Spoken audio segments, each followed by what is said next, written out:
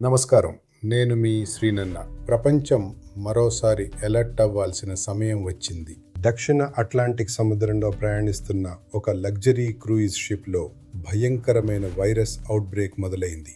MV Hondius అనే షిప్లో ప్రయాణిస్తున్న వారు అకస్మాత్తుగా అనారోగ్యానికి గురయ్యారు. ఇప్పటికే 3 చనిపోయారు. WHO దీన్ని సీరియస్ ఇన్సిడెంట్గా ప్రకటించి 12 దేశాలను అలర్ట్ చేసింది. మా ఇన్వెస్టిగేషన్లో తెలిసింది ఏంటంటే ఇది మామూలు వైరస్ కాదు. ఇది యాండీస్ స్ట్రెయిన్ అనే ప్రమాదకరమైన హంటా వైరస్.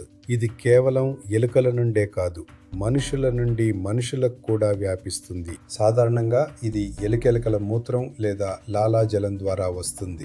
షిప్లో ఉన్న 147 మందిని క్యాబిన్లోనే నిర్బంధించారు. ఒకరి నుండి ఒకరికి ఎలా వ్యాపించింది అనే దానిపై ఎవిడెన్స్ సేకరిస్తున్నారు. బాధితుల్లో తీవ్రమైన శ్వాసకోశ సమస్యలు, జ్వరం కనిపిస్తున్నాయి. షిప్ డాక్టర్ కూడా ఈ వైరస్ బారిన పడటం చూస్తుంటే పరిస్థితి ఎంత సీరియస్గా ఉందో అర్థం చేసుకోవచ్చు. అయితే మనం భయపడాల్సిన అవసరం లేదు. WHO రిపోర్ట్స్ ప్రకారం గ్లోబల్ రిస్క్ చాలా తక్కువ. ఇది కోవిడ్ లాగా గాలిలో వేగంగా వ్యాపించదు. వెరిఫికేషన్ పూర్తయింది. జాగ్రత్తగా ఉంటే చాలు. తమ్ముళ్ళు, చెల్లెమ్మలు, అనవసరమైన పానిక్ వద్దు. పరిశుభ్రంగా ఉండండి. నిజాన్ని నమ్మండి. మీ శ్రీనన్న ఎప్పుడూ మీతోడే ఉంటాడు. Stay safe, stay informed.